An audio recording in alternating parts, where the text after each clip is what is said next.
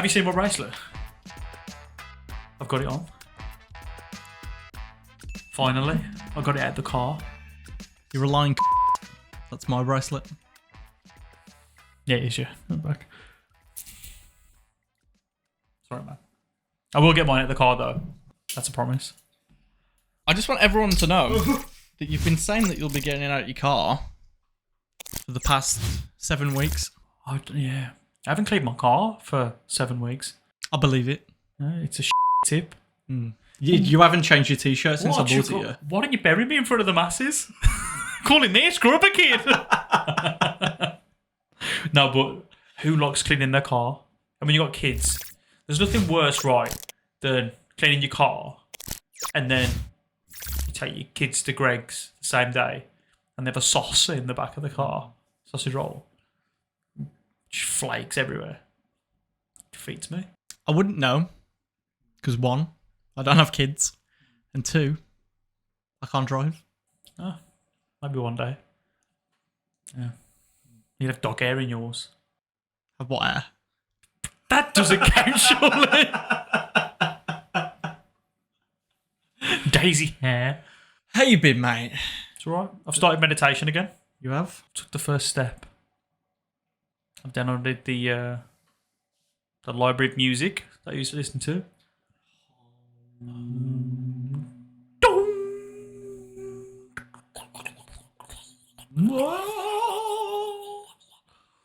You are going into a deep sleep. Wake up. Who's in my house? It's the missus. Wake up, you silly. Is that domestic abuse? Yeah, that doesn't happen, by the way. It doesn't. It's a joke. Have you been?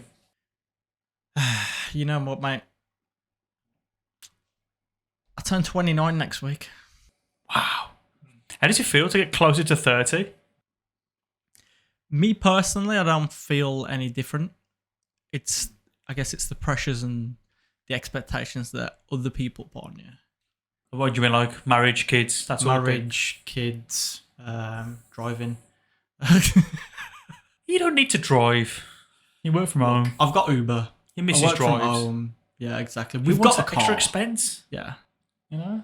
So, but yeah, it's the pressures that come with it. You know, traditionally women are the ones who get a lot of pressure with age. But I mean, I think that I'm getting it now as well. I see that it's not just women, it's everyone.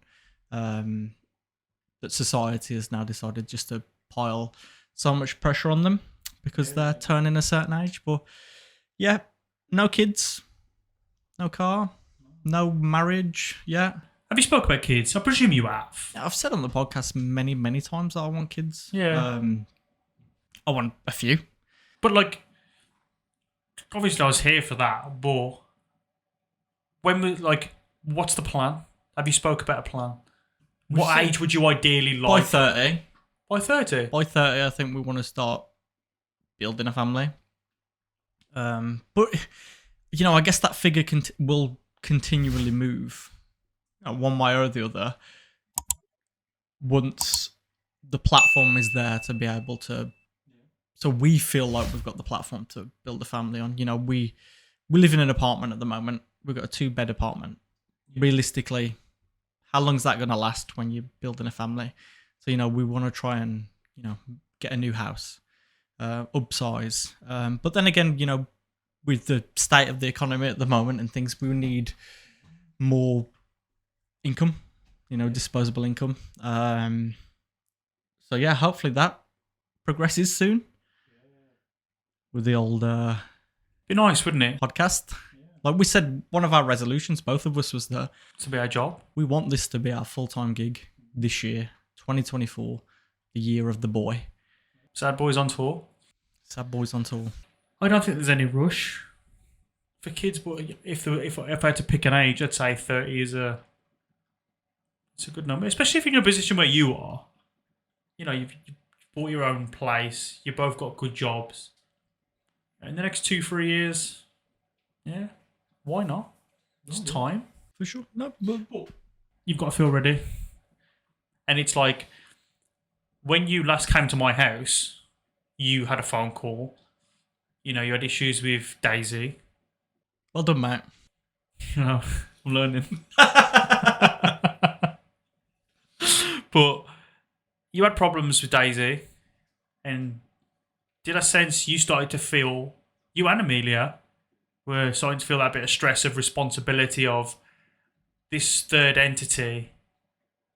It puts roadblocks and adds stress to situations. Yeah, I feel like we already know that anyway because, I mean, Daisy has severe separation anxiety. So we cannot leave her on her own. If we leave her on her own, the world is ending.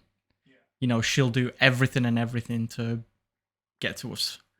You know, whether that be thinking that doing, you know, a and a piss right near the front door is going to make us come home. Driven under the door so the postman's feet. Well, opening the door and there's a big log. You push it through. Yeah. Yeah. Or, you know, if we try and shrink her space, put her in one room, she has been known to lock the door from the inside. By trying to claw up the door to open it, she knows how to open doors. So she'll hit the... Has she done that? Lock herself in? How did you do that? To the door off? No. Oh, is it one of those boys you could just get a knife in? If you get a knife, you can twist it. Yeah. I mean, don't do that. But yeah, so walking on your parents, shagging in my bathroom.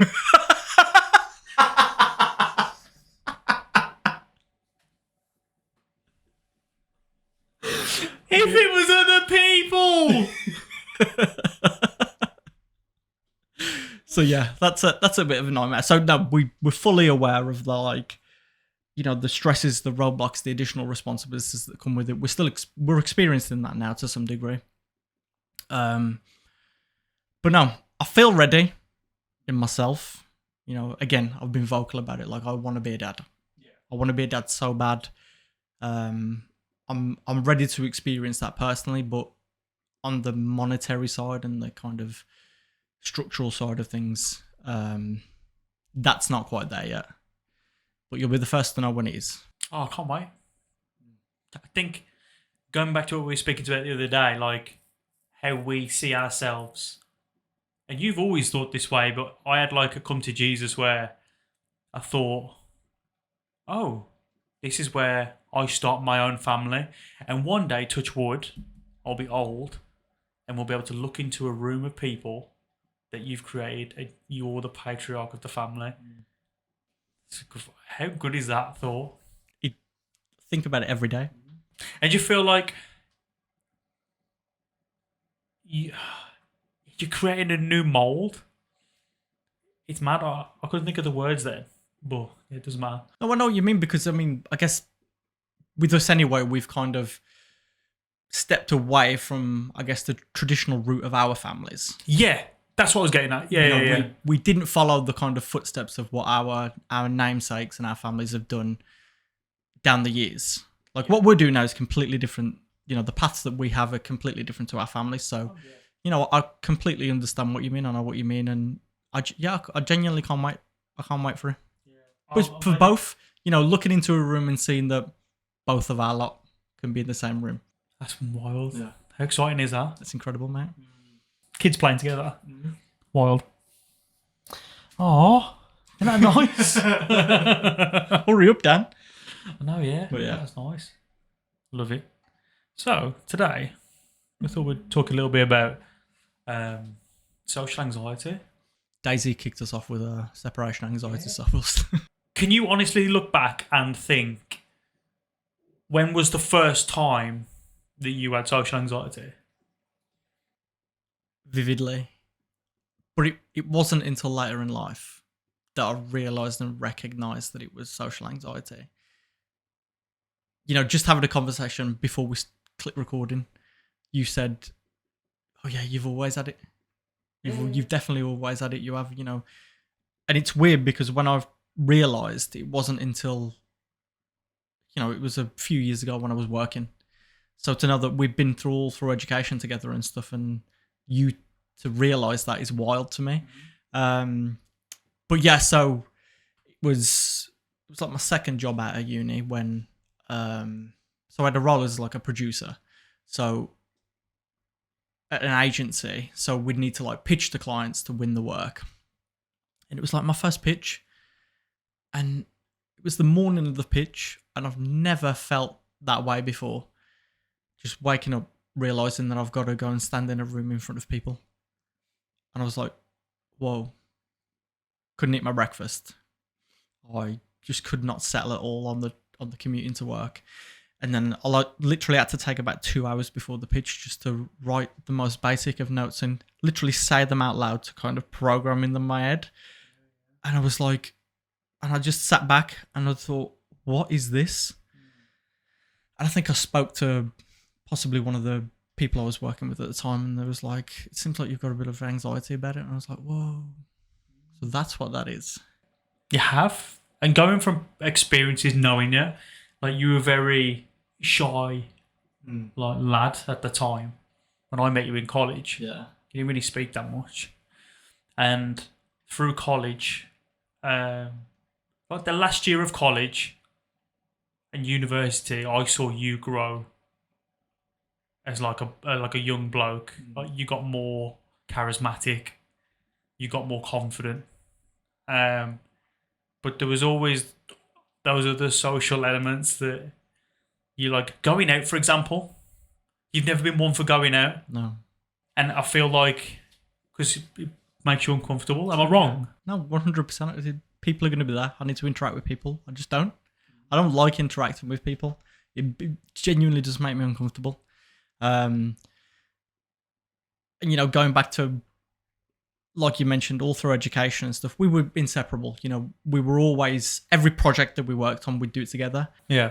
Even outside of education as well, personal projects that we did. You were always the mouthpiece. Producing? You know, I'd kind of, without making it obvious, try and push you into being the mouthpiece. Yeah. Because I just didn't want to talk to people. I didn't want to be the one to be liaising with people or kind of leading a process because it made me uncomfortable. Just the thought of it made me uncomfortable. But then at the time, I didn't know.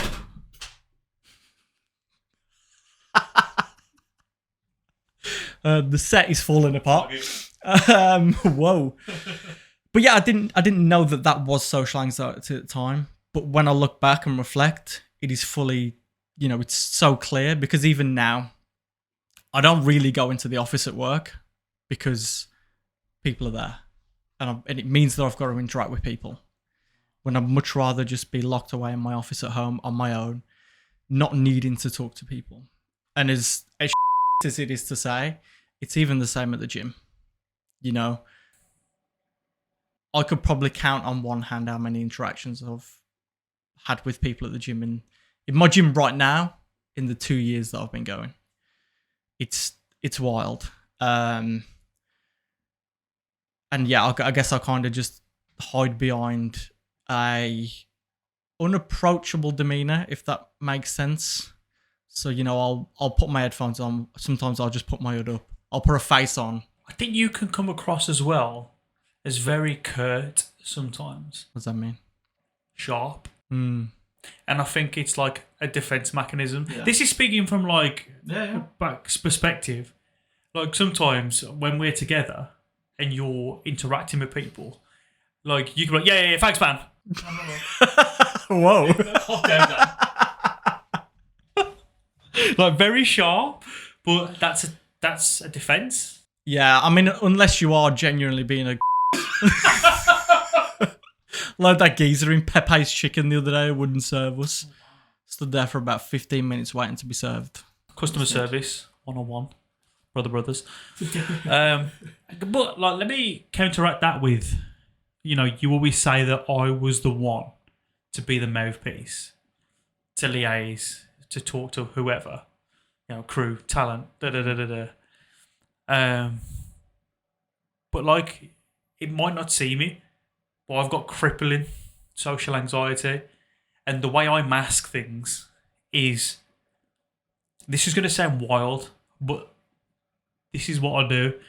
When I'm in a certain situation that I have to play a part or a role, I can nail it.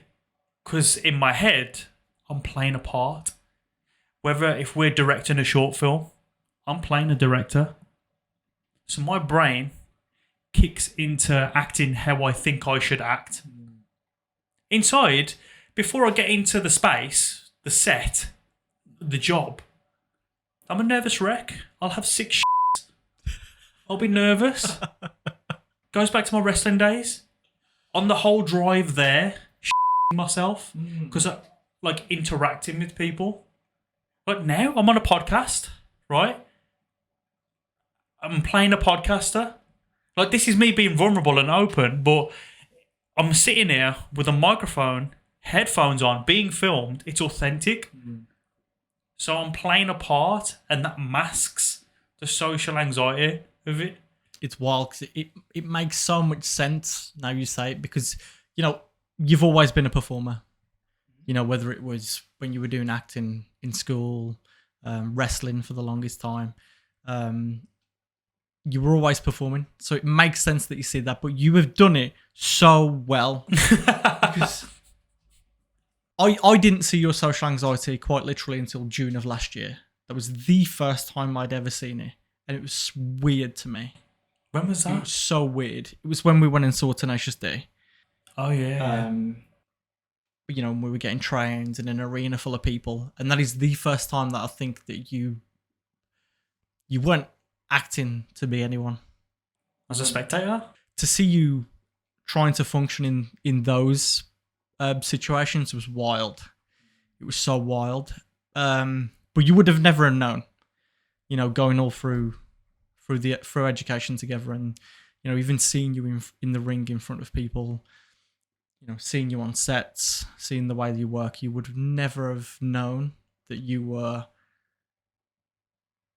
dying to run for an anxiety. Stressed a lot. I just sweat all the time. Like, yeah. I mask it really well. And like on the train, I've got a big ding. That's when it's at the worst. Tubes or trains. It was weird. It was like you were waiting for something bad to happen. That's the only thing I can describe it as. You know, you're constantly looking around, constantly watching your back. You're like a cat. It's like someone was after me. Like, yeah, like a slightest movement or the slightest noise, you'd be like, what? It's wild. And no one really knows this about me, to be honest. Like, because, yeah, I can give off the impression that I'm confident. But that's that goes back to ADHD as well, though, is masking who you are. And to other people, you can seem outgoing and bubbly. You know, that sort of... Yeah. It's not. It's a front half of the time. And that's why you get the real messages of how I really am. Which is mental. Not mental. No, it's mental. It. Yeah. It's mental. I feel mental. You are mental. Batshit crazy. What question was you going to ask? Oh, how do you combat your social anxiety? Obviously, I've got a mask. I don't. I avoid it. So that's why you come across rude. Yeah. No, like, I avoid it like the plague. You know, I actively avoid situations that means that I've got to interact with people. Talk yourself out of it. Yeah. Talk myself out of it, talk others out of it. Make excuses. Yeah, no, 100%. Like, the amount of times that I I've can relate to that. messaged into my team. You know, I'm a manager. I've got a team. You know, the amount of times that I've bailed on going into the office to spend the day with them because the thought of going into the kitchen and it being full of people having water cooler conversations, I'd rather die. But I don't think that's a necessarily bad quality, because when you get older, and obviously you can relate, I can't be arsed with small talk. I guess that's my mask. That's the what I say to get out of it and to avoid it, that I can't. Maybe I'm masking it now. But yeah, I mean, I just avoid it completely. Like I mentioned, when I'm at the gym, I just zone out, phase out. I'm the only one there. Music in, hood up, just going for it. Don't really look at people, interact with people. Maybe if I pretend to be Dwayne Johnson at the gym, I'll get somewhere. Maybe, mate. Maybe. Sorry, interrupted you again. That's how I do it. So I pretend I am. Big Dwayne. Yeah. Chains around your neck, walking around. With your new Under Armour sneakers. But I just avoid it. I avoid it completely. I don't know, and this is part of my journey this year of trying to combat this and overcome it. But I don't know what to do, because I guess people will say, "Oh, you just got to put yourself out there. You got to go for it." But I don't want to. No, I really don't want to, because it just brings all of those feelings of, all of that, like I described that very first time when I was about to go into that pitch. It just brings all of those feelings back, and I'm like, I don't want to. No. So how do you get through it? Like, what is the thing? I don't know. This is why I read upon it, and that's how I learned about the masking thing and stuff like that. So maybe just do more reading about it. But I mean, we'd love to hear other people's experiences about it. Things that you guys do, or have done to kind of overcome social anxieties. Drop comments below. If you're watching on YouTube, drop us a comment and a subscribe. Drop us an email, boyscry2podcast@gmail.com, and let us know how you've overcome these things. Yeah, it's interesting. Let's learn together. Absolutely. But what about yourself? I know that you've said that, I suppose in the past, you've played parts, essentially, to get through things. But what about these days? Because there's very different parts in your life now than there was back in the day. But now, I feel like that's why a lot of behaviours have heightened, because I'm not playing a part anymore. I haven't got a part to play anymore. I just have to go on in real life. So you find yourself almost just you, because there aren't any parts to be playing. That's a scary place sometimes. It's actually, it's like, because what I will say though is, you mentioned just that you're being a podcaster now, and that's the role you're playing. But I don't believe you are. No, I don't believe that you are playing a role now. No, but this is 100% authentically you. Yeah. I think that I've noticed that more so in the past, 3-4 episodes, that this is 100% authentically you. I feel like this was meant to happen. I do, and I feel like this is what I'm meant to be doing. It's filling me with a lot of positivity, and it helps us learn about ourselves.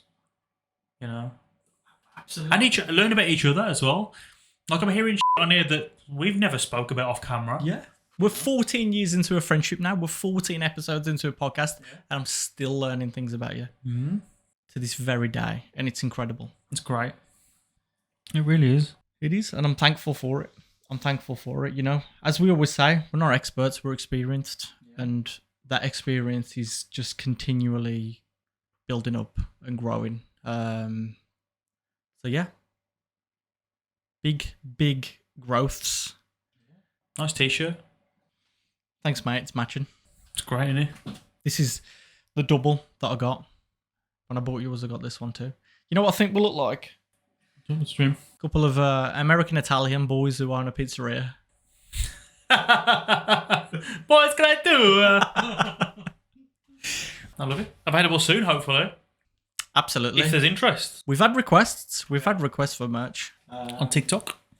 From TikTok, absolutely. On more than a few occasions, so who knows? Maybe we'll make it happen. Some updates soon, who knows? If you're watching on YouTube, please make sure to subscribe, because the news will be out very soon. Yeah. The more traffic that comes this way, the more likelihood we will be having merch. And not just because we're greedy swines, but because that's what the people want. Yeah, let's get the brand out there, guys. No, for sure. And like we've said before as well, it's not just about money, it's about wearing these things in the street, wearing these things in the gym, and people stopping you and asking you and creating conversation around it, but creating conversation for you. So then you can do this, what we're doing now. You know, maybe there's a reason that you're wearing that t-shirt. And, you know, then that's the goal of the podcast, innit? Get people talking. It is. Say it proud. Say it loud. What are you doing tonight, mate? I'm gonna watch a film with my wife, I think. Oh, yeah. You in? I mean, it depends what film it is. Yeah, it's probably gonna be Rise of the Foot Soldier. I'll dip. What films are you into at the minute? Well, we're just coming off the back of Christmas classics. So Oh yeah.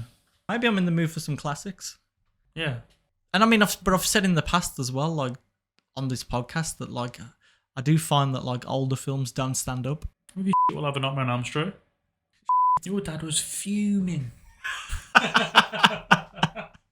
Did not agree. Did not agree at all. But no, there's so many older films that stand up. I mean, one that comes to mind is Predator. Predator. Yeah, that stands up, bro.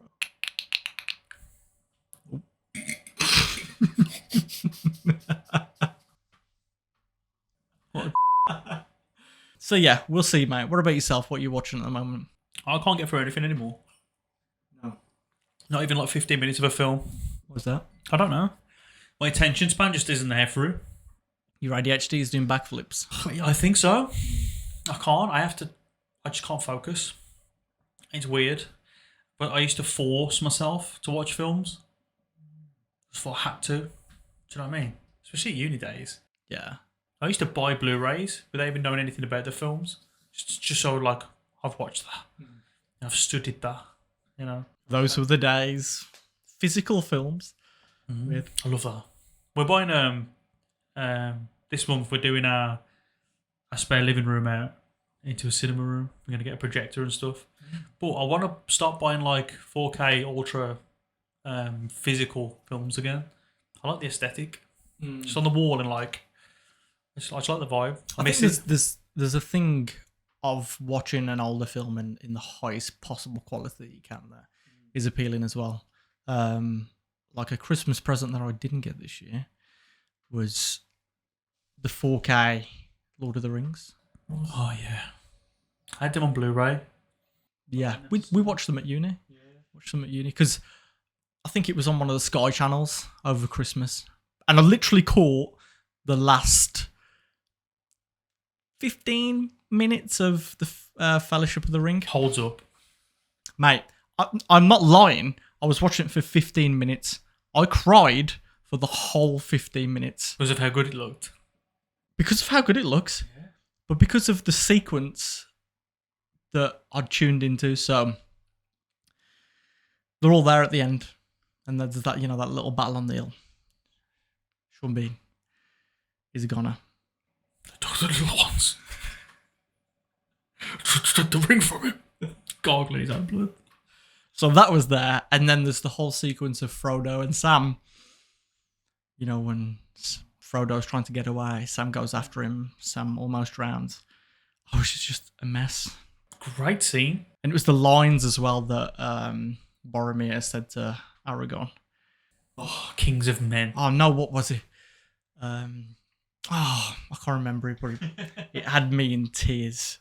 Great it had movie. me in tears. It's my favourite one. Fellowship. I don't know why. It just is. Oh, it's mine too. I think it's because it was the first one. Mines of Moria. The battle with the Balrog. Yeah. It's just incredible. I like the Shire stuff. It's comforting. It is. I like it. It's the start of the journey, but they just go so deep into the journey. It's incredible. Didn't expect to be talking about Lord of the Rings. No, what a sidebar that is. I hope you like Lord of the Rings, I guess. I hope you do. Yeah, please. The greatest trilogy of all time. Best. So yeah, sweet. Do you know what's Lord of the Rings there? Let's watch Lord of the Rings. She ain't watching that. It's quite early. Should we send it to bed? Yeah, let's do something for 15 minutes. Convince her she's tired, and then we'll watch it. We will. So yeah, on that note, yes, I just want everyone out to know we're on Patreon. Yeah, we're going to put the link below. You can see it there now. Where my finger is. Patreon.com/boyscry2. too. Yeah. If you're subscribed to the boys, to the sad boys, appreciate it. Because we have limitations on YouTube and also social media. And as you've liked to know, or as you've learnt to know, we like to swear. A lot. We have potty mouths, some would say. Potty. I did attempt to count all of the swear words that we've done so far, just so I could give a little bit of a calculation about how much pence per swear word it would have been. Yeah, believe it or not, we are educated people. Because that's what people say, isn't it? If you use a lot of bad language, just making up for... Shut the up. I just love bad language. But no, you can watch all 14 episodes so far, uncensored, ad-free. We are hoping to get some exclusive content over on Patreon very soon, where you can watch us out in the big wide world doing us things, masking our social anxiety. You can follow our journey even deeper. Exactly. Come see what I'm like in the gym. Come see your boy masking as a delivery driver. I don't know. Whatever you do. I don't know. Wherever you mask as. Security guard, apparently. But no, we'd appreciate it. So yeah, links below. Yeah, we appreciate that. You know, in the words of Tesco, every little helps. Every little helps. In more ways than one. So remember, when you're at home, watching Lord of the Rings, girls cry. Boys cry too.